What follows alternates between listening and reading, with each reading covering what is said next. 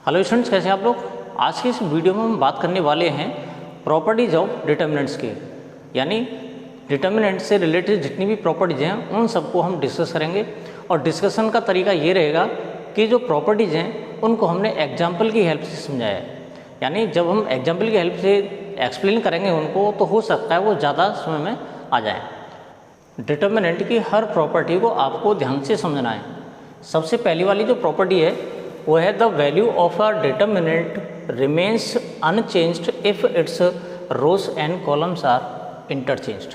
कहने का मतलब ये हुआ डिटर्मिनेंट की रोज को कॉलम में या कॉलम्स को रोज में अगर हम कन्वर्ट कर देते हैं तो डिटर्मिनेंट की वैल्यू पर कोई भी फर्क नहीं पड़ता है।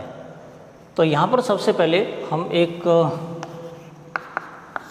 डिटर्मिनेंट कंसीडर कर लेते हैं 1 2 0 5 0 2 -3 5 और 1। इस तरह का हमने एक डिटर्मिनेंट ले लिया है। अगर हम इसकी वैल्यू फाइंड करें और वैल्यू जो फाइंड करेंगे वो एक्सपेंडिंग अलोंग R1, यानी R1 के अलोंग एक्सपेंड करके वैल्यू फाइंड करेंगे इसकी हम। तो ये जगह 1 इंटू डिटर्मिनेंट की वैल्यू फाइंड करना मैंने पिछली वीडियो में बता दिया है, तो वहीं से थोड़ी सी हेल्प ले लेना। तो 1 ये ख़त्म हो जाएगा, ये ख़त्म हो जाएगा, इसका मल्टीप्लाई इसमें करेंगे तो ये 0 हो जाएगा, -5 2 जा 10। यहाँ माइनस आएगा, इसका रीज़न मैं बता चुका हूँ। 2 इंटू ये ख़त्म हो जाएगा, इधर ये भी ख़त्म हो जाएगा, तो 5 1 जा 5 -3 2 जा 6, -6 आएगा तो ये +6 हो जाएगा, प्लस इधर 0 इंटू ये ख़त्म हो जाएगा, इधर ये ख़त्म हो जाएगा, तो 5 5 जा 25 -0 25 -0। और जब हम इसको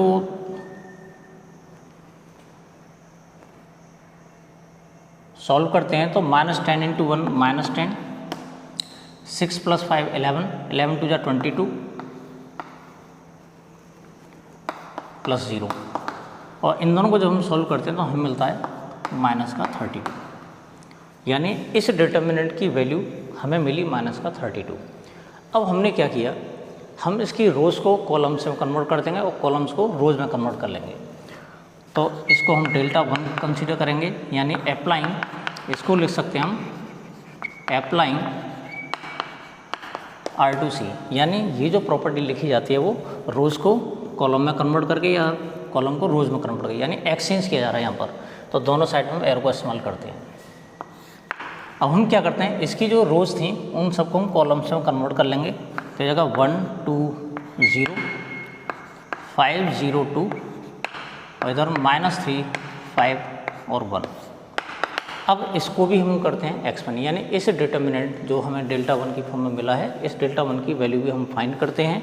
तो देखते हैं इसकी वैल्यू क्या आती है, न्यूमेरिकल वैल्यू। तो इसको भी हम एक्सपेंड करेंगे अलोंग R1। तो यहाँ पर ये हो जाएगा 1 इंटू ये ख़त्म हो जाएगा, इधर ये ख़त्म, 0 और -10, यहाँ माइनस आएगा, 5 मिल जाएगा हमें, इधर ये ख़त्म हो जाएगा, इधर ये ख़त्म हो जाएगा। तो यहाँ पर 2 1 जा 2 -0 प्लस लगाएंगे, यहाँ -3 आ रहा है, इंटू ये दोनों ख़त्म हो जाएंगे तो 2 2 जा 4 -0। जब हम इसको सॉल्व करते हैं तो -10 इंटू 1 माइनस का 10, -5 इंटू 2 माइनस का 10, 4 इंटू 3 माइनस का 12 हो जाएगा। और जब हम इन सबको ऐड करते हैं तो 10 और 10 20 20 और 12 32 -32। तो हमने देखा कि जब हमने रोज़ को कॉलम में कन्वर्ट कर लिया और कॉलम्स को रोज़ में कन्वर्ट कर लिया तो डिटर्मिनेंट की न्यूमेरिकल वैल्यू पर कोई फ़र्क नहीं पड़ा, यानी यहाँ पर डेल्टा की जो वैल्यू है वो डेल्टा 1 की वैल्यू के इक्वल है। तो ये है प्रॉपर्टी नंबर 1।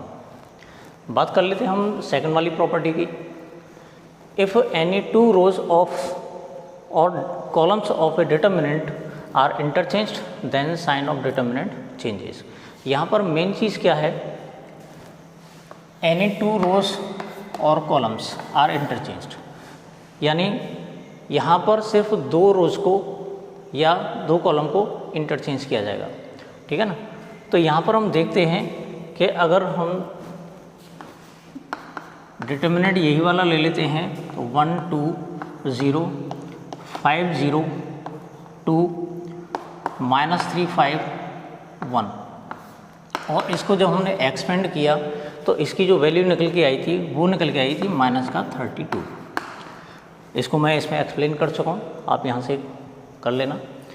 हमने क्या किया, इसकी किन्हीं भी 2 रोज़ को आपस में एक्सचेंज कर लिया है, किन्हीं भी 2 कॉलम्स को आपस में एक्सचेंज कर लिया। तो मैं इसमें 2 रोज़ को एक्सचेंज कर रहा हूँ, अप्लाइंग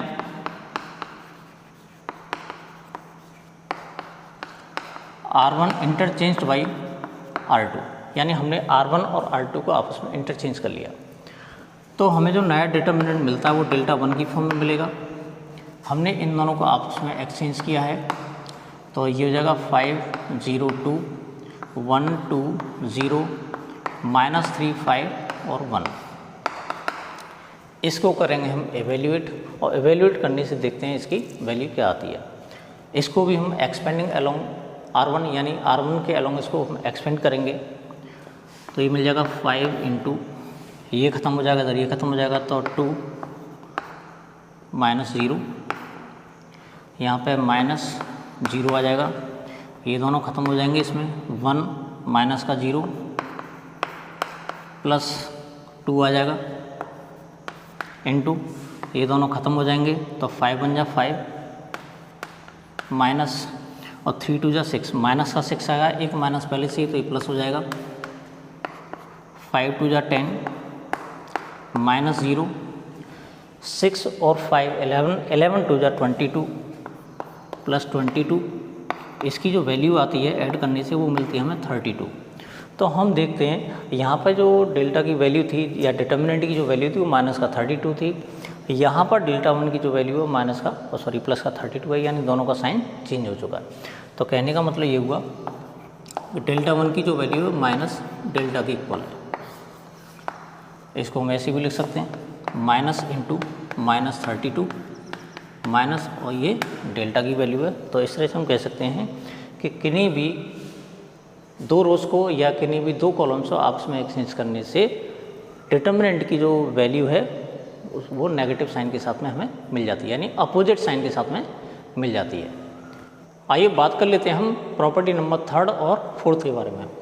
जो 3rd वाली प्रॉपर्टी है उसमें कह रहा है कि इफ़ एनी 2 रोज और columns of a determinant are identical और corresponding elements are same then the value of determinant is 0।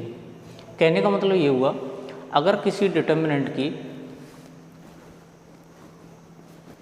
2 रोज या 2 कॉलम्स आइडेंटिकल का मतलब बिल्कुल एक जैसे, जैसे R1 और R2 एक जैसे हैं, या R2 R3 एक जैसे हैं, या R1 और R3 एक जैसे हैं, आइडेंटिकल हैं, यानी जो करस्पॉन्डिंग एलिमेंट्स हैं वो सेम हैं, उस कंडीशन में डिटर्मिनेंट की जो वैल्यू होती है वो 0 होती है।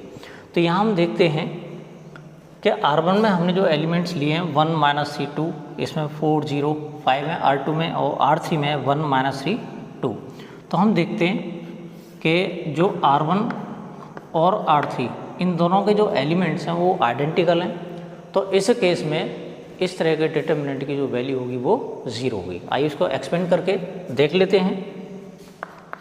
एक्सपेंडिंग अलोंग R1, इसको R1 के अलोंग एक्सपेंड करेंगे तो ये जाएगा 1 इंटू ये ख़त्म हो जाएगा, इधर ये ख़त्म हो जाएगा 0 माइनस और इधर प्लस हो जाएगा 15।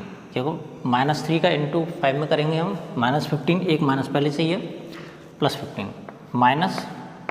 -3 इंटू ये ख़त्म हो जाएगा, इधर ये ख़त्म हो जाएगा, 4 2 जा 8 -5 1 जा 5 प्लस 2 इंटू इधर ख़त्म हो जाएगा पूरा, तो -3 का 4 में करते हैं तो माइनस का 12 और 1 का 0 में करेंगे तो ये 0। तो 15 इंटू 1 15 हो जाएगा, माइनस माइनस प्लस हो जाएगा, 8 में से 5 गया तो 3 बचेगा, और 3 3 जा 9 प्लस -12 यहाँ बचा, -12 का 2 में करते हैं तो माइनस का 24 मिलेगा हमें। जब इसको सॉल्व करते हैं तो +24 -24 और हमें रिजल्ट मिलता है वो 0 मिल जाता है। तो कहने का मतलब ये हुआ किसी डिटर्मिनेंट की 2 रोज या 2 कॉलम्स कोई से भी आइडेंटिकल होते हैं तो उस केस में डिटर्मिनेंट की जो वैल्यू होती है वो 0 होती है। बात कर लेते हैं प्रॉपर्टी नंबर 4 के बारे में। तो इसमें है कि if each element of a row और column of a determinant is multiplied by a constant k, then its value gets multiplied by k। कहने का मतलब ये हुआ कि अगर हमें कोई डिटर्मिनेंट दे रखा है और डिटर्मिनेंट की किसी भी रो को किसी कांस्टेंट नंबर से हम मल्टीप्लाई कर लें 0 को छोड़कर, तो जो नया डिटर्मिनेंट मिलता है हमें उसकी वैल्यू पहले वाले डिटर्मिनेंट के उतना ही गुना हो जाएगी। अगर हम किसी डिटर्मिनेंट की किसी रो को 5 से मल्टीप्लाई कर लेते हैं तो नई वैल्यू जो आती है डिटर्मिनेंट की वो पुराने वाले डिटर्मिनेंट की 5 टाइम्स होगी। तो इसको थोड़ा सा डिस्कस कर लेते हैं हम एग्जाम्पल की हेल्प से। हमारे पास जो डेल्टा डिटर्मिनेंट हमने जो लिया है वो लिया है 1 -3 2 4 0 5 3 2 1। इस तरह से हमने ये 3/3 का हमने डिटर्मिनेंट ले लिया। इसको करते हैं हम इवेल्यूएट। जब हम इसको इवेल्यूएट करेंगे एक्सपेंडिंग अलोंग R1 तो ये जाएगा 1 इंटू ये दोनों खत्म हो जाएंगे 0 2 5 या 10 -3 इंटू ये दोनों खत्म हो जाएंगे 4 1 जा 4 -5 3 जा 15 +2 इंटू इधर ये दोनों खत्म हो जाएगा 4 2 जा 8 -3 का 0 में करेंगे तो हमें 0 मिल जाएगा। -10 इंटू 1 -10 -15 +4 -11 मिलेगा हमें और -11 का +3 में हम इंटू करेंगे क्योंकि माइनस हम प्लस हो जाएगा। तो 11 3 जा 33 ये -11 इंटू +3 तो -33 मिलेगा हमें। इसके बाद 8 2 जा 16 तो ये हो जाएगा -33 -10 -43 +16 -27। इसकी जो वैल्यू मिली हमें वो मिली -27। अब हमने क्या किया, हमने इस R1 को 2 से मल्टीप्लाई कर लिया, यानी इस डिटर्मिनेंट की फर्स्ट रो को हमने 2 से मल्टीप्लाई कर लिया। फिर देखते हैं इसकी वैल्यू क्या आती है। तो हमें डेल्टा 1 मिलेगा तो ये जाएगा 2 -6 और ये हो जाएगा 4 4 0 5 और 3 2 1। हमें इस तरह से एक नया डिटर्मिनेंट मिल गया है। अब इसको फिर दोबारा हम एक्सपेंड करेंगे अलोंग R1 तो जाएगा 2 इंटू ये खत्म हो जाएगा, इधर ये खत्म हो जाएगा तो 0 और माइनस का 10 इधर -6 हो जाएगा। अंदर ब्रैकेट के अंदर वही सारे टर्म्स आएंगे क्यों इन पर कोई फ़र्क नहीं पड़ा है। तो जाएगा 4 -15 प्लस यहाँ पे 4 हो जाएगा इंटू इधर भी हमें 8 -0 मिल जाएगा 2 इंटू माइनस का 10 -20 माइनस प्लस हो जाएगा ये तो और +6 हो जाएगा और 15 -4 माइनस का 11 तो हमें मिलेगा माइनस का 66। इधर ये हो जाएगा 8 4 जा 32। जब हम इनको सॉल्व करते हैं तो हमें मिलता है -66 और -20 दोनों को ऐड कर लेंगे, माइनस का 86 हो जाएगा और प्लस का 32 तो हमें मिल जाएगा -54। और इसको हम लिख सकते हैं -2 इंटू -27 और हमें मालूम है कि ये जो वैल्यू है वो डेल्टा की वैल्यू है 2 इंटू डेल्टा। तो हम कह सकते हैं कि जो डेल्टा 1 है वो 2 इंटू डेल्टा के इक्वल है। कहने का मतलब ये हुआ कि किसी भी रो को जिस नंबर से मल्टीप्लाई करते हैं तो डिटर्मिनेंट की वैल्यू उतने ही टाइम्स हो जाती है। तो इस प्रॉपर्टी से हमें एक बात और सीखने को मिलती है कि जैसे हमने देखा था कि इसमें ये जो R1 था वो 1 - 3 2 था, और इधर जो R1 है 2 - 6 × 4, और ये इसके जो एलिमेंट्स मिले हमें वो मल्टीप्लाई करने से मिले हैं 2 से। अगर हम इसको इस तरह से भी लिख सकते हैं 1 - 3 2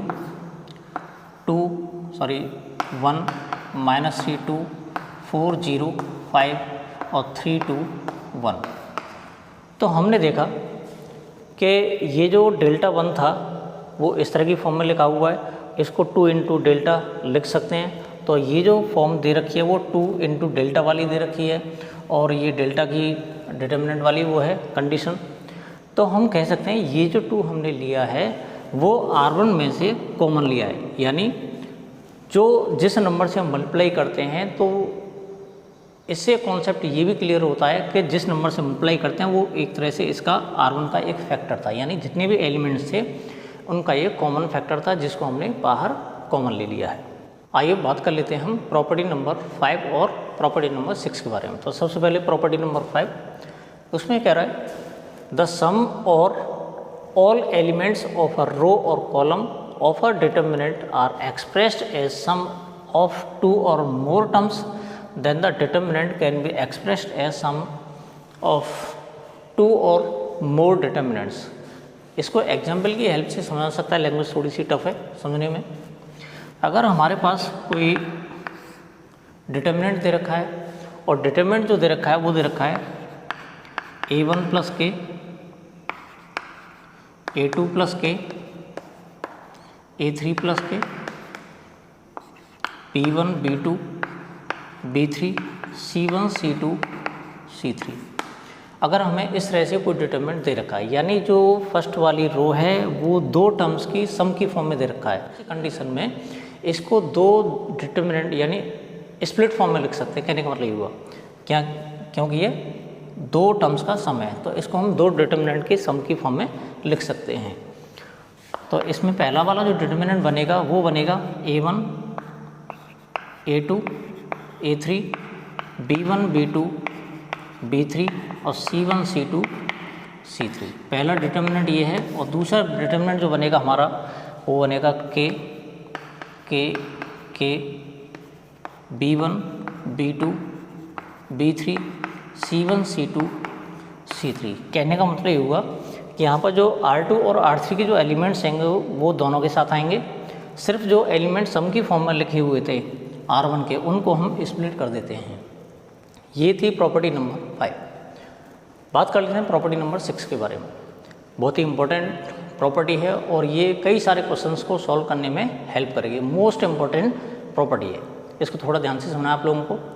क्वेश्चन में कह रहा है कि if to each element of any row और column of a determinant the equal multiples of corresponding elements of other row और column are added then the value of determinant remains the same.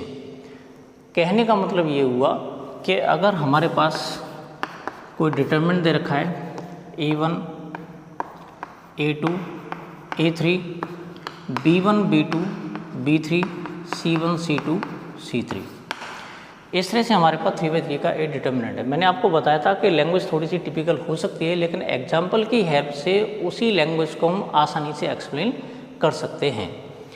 अब question में ये कह रहा है, क्या property में ये कह रहा है कि अगर हम किसी रो के सारे एलिमेंट्स को किसी नंबर से कांस्टेंट टर्म से मल्टीप्लाई करते हैं और उनके करस्पॉन्डिंग एलिमेंट्स होते हैं दूसरी रो के या तीसरी रो के, उसमें अगर हम ऐड कर लें या सब्ट्रैक्ट कर दें तो डिटर्मिनेंट की वैल्यू पर कोई फ़र्क नहीं पड़ता है। इसको और ज़्यादा एक्सप्लेन कर लेते हैं।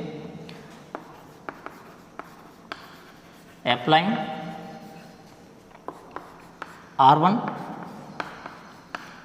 R1 प्लस के R3, हमने क्या किया, ये जो R3 के जितने भी एलिमेंट्स हैं उनमें हमने K से मल्टीप्लाई किया और K से मल्टीप्लाई करने के बाद में R1 के करस्पॉन्डिंग एलिमेंट्स में वो ऐड कर दिए। तो हमें जो मिलेगा वो डेल्टा 1 मिलेगा, और A1 प्लस इसमें K से मल्टीप्लाई किया और इसमें ऐड कर लिया KC1, इधर A2 प्लस KC2, इधर A3 प्लस KC3, ये जो तो रहेंगे same B1 B2 B3 C1 C2 C3। इस तरह से हमें एक नया डिटर्मिनेंट मिल जाता है। अब इसके बाद हम यहाँ पे एक बात नोटिस करते हैं कि अगर हम इसको एक्सपेंड करें तो इसकी वैल्यू के इक्वल आना चाहिए, लेकिन हम इसमें एक्सपेंड नहीं करेंगे, सिर्फ प्रॉपर्टीज़ का यूज़ करेंगे। तो प्रॉपर्टीज़ का यूज़ करने के लिए हम क्या करते हैं, हमने अभी अभी 5th वाली प्रॉपर्टी में ये पढ़ा था कि अगर हमारे पास किसी रो के हर एलिमेंट अगर सम की फॉर्म में दे रखे हैं तो उनको हम स्प्लिट कर सकते हैं। तो यहाँ पर ये वाली कंडीशन आ रही है, तो हम क्या करते हैं, इसको यहाँ से हटा लेते हैं और इसी प्रॉपर्टी को यहाँ पर हम यूज़ करेंगे। तो यहाँ पर हम देखते हैं कि जो हमें R1 मिल चुका है उसमें KC1, इसमें KC2 और इसमें KC3, इस तरह से हम नोट करते हैं। तो इसको स्प्लिट कर लेते हैं इसमें। तो स्प्लिट करते हैं तो डेल्टा 1 की जो हमें वैल्यू मिलेगी वो मिलेगी A1 A2 A3 B1 B2 B3, इधर C1 C2 C3 प्लस इधर हमें जो मिलेगा वो मिलेगा KC1 KC2 KC3 B1 B2 B3, इधर C1 C2 C3। और हमने ये भी बताया था अगर किसी रो में किसी नंबर से मल्टीप्लाई हो रहा है, एक जैसे नंबर हैं सब के सब, ये सॉरी KC3 है, इसमें से हम K कॉमन ले सकते हैं। तो यहाँ हो जाएगा A1 A2 A3 B1 B2 B3 C1 C2 C3 plus इसमें से हम K कॉमन ले लेते हैं तो हमें मिलेगा C1 C2 C3 B1 B2 B3 और इधर C1 C2 C3।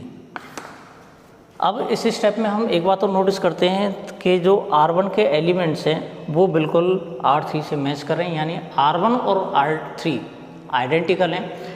आइडेंटिकल होने की वजह से इस डिटर्मिनेंट की जो वैल्यू होगी वो 0 होगी, और 0 का जब इसमें हम मल्टीप्लाई करते हैं तो हमें मिलता है, इसको थोड़ा सा और इरेज कर लेते हैं यहाँ से, तो हमें जो टर्म मिलेगी या अगला जो स्टेप मिलेगा वो मिलेगा delta 1 equals to A1 A2 A3 B1 B2 B3 और इधर C1 C2 C3 plus K into, और इस डिटर्मिनेंट की जो वैल्यू होगी वो 0 हो जाएगी। चाहे तो हम लिख सकते हैं since R1 and R2 of second determinant are identical, क्योंकि इसके R1 और जो R3 हैं वो आइडेंटिकल हैं, इस वजह से सॉरी R2 नहीं R3 आइडेंटिकल हैं, और आइडेंटिकल होने की वजह से इसकी वैल्यू होगी वो 0 हो जाएगी। और डेल्टा 1 जो हो जाएगा वो हमें मिलेगा A1 A2 A3 B1 B2 B3 और C1 C2 C3, और ये जो वैल्यू थी वो थी हमारी डेल्टा की। तो मैं सोचता हूँ एग्जाम्पल्स की हेल्प से आप लोगों के ये सारी प्रॉपर्टीज में आ गई होंगी। आप इन्हें एक बार और रिवाइज करना, पूरा क्लियर हो जाएगा। अगर तब भी किसी प्रॉपर्टी में प्रॉब्लम आती है तो आप कमेंट बॉक्स में आके बताइएगा मुझे, मैं इन प्रॉपर्टीज़ को दोबारा एक्सप्लेन करने की फिर कोशिश करूँगा। मिलते हैं अगले वीडियो में एक्सरसाइज 4.2 के साथ में।